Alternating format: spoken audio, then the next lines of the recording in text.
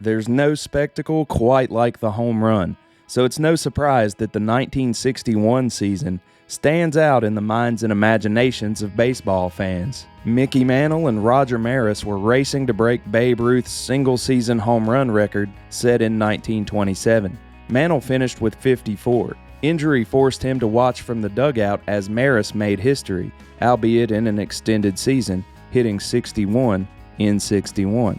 The narrative of a competition between two Yankees players, even false statements about them disliking each other, overshadowed the fact that the Yankees won 109 games and the World Series that season by playing team baseball. By all accounts, the media frenzy overwhelmed Roger Maris, who would fail to replicate this level of success at the plate in subsequent seasons. The only glimpse we really have at how much that record meant to baseball fans has been when this same record is up for grabs in Mark McGwire's 1998 season and Aaron Judge's 2022, where the blinding light of thousands of cameras in unison have transcended the sport in many ways. In 61, outside of the glare of New York Press's new Kodak Auto Snap cameras, in Baltimore, Jim Gentile hit 5 grand slams, 2 in consecutive innings, which had never been done.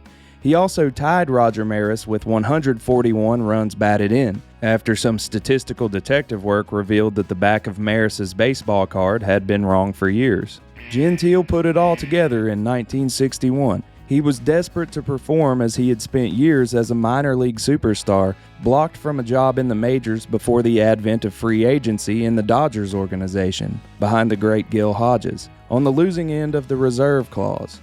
But he did hit the final home run at Ebbets Field. Here it is in his own words. He was nice enough to share his story with me over the phone.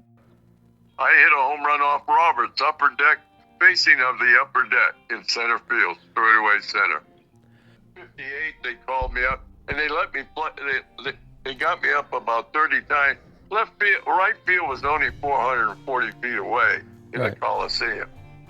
I mean, he knew that if Snider didn't hit him out of there, he didn't figure I was going to hit too many. Guys would sign, say, come out of high school. 90% of your guys come out of high school, not out of college back then. They signed guys out of college, but most of them were kids right out of high school. Most of them went to D and C, played it there, then maybe they went up to B and got to A, and then they couldn't move because the guys ahead of them didn't move. They get married, and they have a couple of kids, and they say, well, I'm going to get a job, and that's it.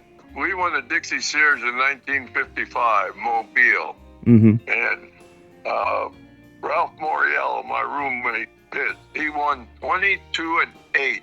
22-8, and we won the Dixie Series. Where was he next year? Fort Worth. Same with me.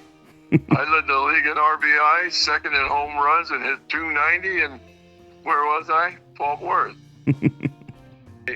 Like I said, when they sold me, it was a 30-day look. I got a letter here. Some guy got a letter in an auction.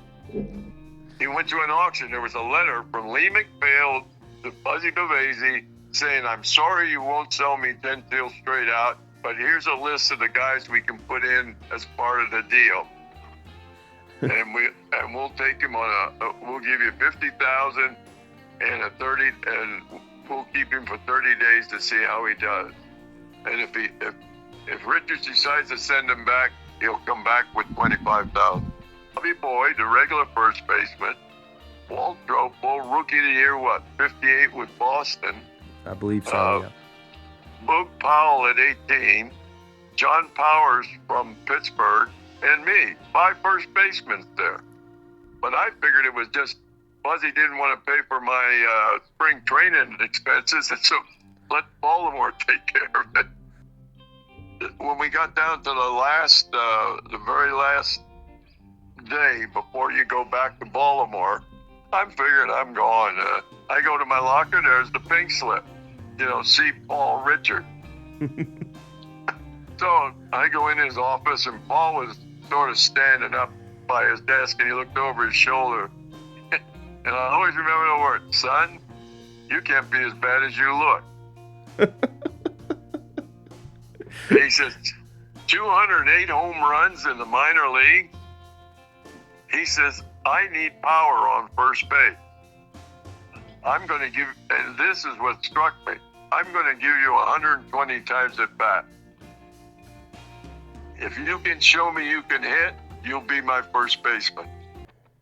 Those 120 at-bats were enough to make Jim an everyday player, and he finished second in AL Rookie of the Year voting behind his teammate Ron Hansen. He attended both 1960 All-Star games, as would be the case in 61 and 62 as well. In Jim's contract, he was promised a $5,000 bonus if he led the AL in RBIs. In 2010, it was found that Roger Maris was incorrectly awarded an RBI in a July 5th game against Cleveland. The Orioles made it right, surprising Jim under the guise that he'd throw out the first pitch. He was instead presented a big check owed to him for 50 years, back when he was a fan favorite in Baltimore, appearing in the television commercials you see here. My generation didn't eat enough grape nuts, that's what's wrong with us. 1963 would be Gentile's last season with the Orioles. A rumor, perpetuated by an article in Sports Illustrated, suggested that Jim wasn't running out ground balls. To hear him tell it, he loafed on a ground ball about as many times as Mantle fist-fought Maris. He was dealt to Charlie Finley's quirky Kansas City A's for Norm Siebern, where he'd inject power into a lineup alongside his friend Rocky Colavito. Jim joked that Rocky never left enough men on base for him. Jim was traded to Houston. As you probably know, the Astrodome was the farthest thing from a power hitter's park. He was dealt again, this time to Cleveland, where he'd get into 33 games before an incident in response to a backwards K, where he broke a bat and flipped it in the direction of umpire Ed Vargo. These days, that's normalized behavior. In those days, it spelled a demotion. I stayed in AAA for 2 years because they said I would get a shot at coaching. Mm-hmm. And so anyway, they said, yeah. And I said, well, I need my release so I can go to Japan. Oh, that's okay. We'll give you a release for $5,000. I had to buy my release. So I went over to Japan. Opening day in Fukuoka, I hit a home run, took 10 steps, and ruptured my Achilles tendon. After baseball, Jim worked in the automotive industry before returning to baseball in 2001. Managing the Fort Worth Cats, the Mid-Missouri Mavericks, and Schaumburg Flyers. Today's Jim's 90th birthday. Here's to many more. I'll never forget calling you out of the blue to be posed the question, now why would you want to talk to a guy who played in the majors in the 50s and 60s? I asked him why he even answered a stranger from West Virginia who blew his arm out in high school in 2009. We shared a laugh. Jim recalled the glory days as if they were yesterday, and the rest was just baseball history.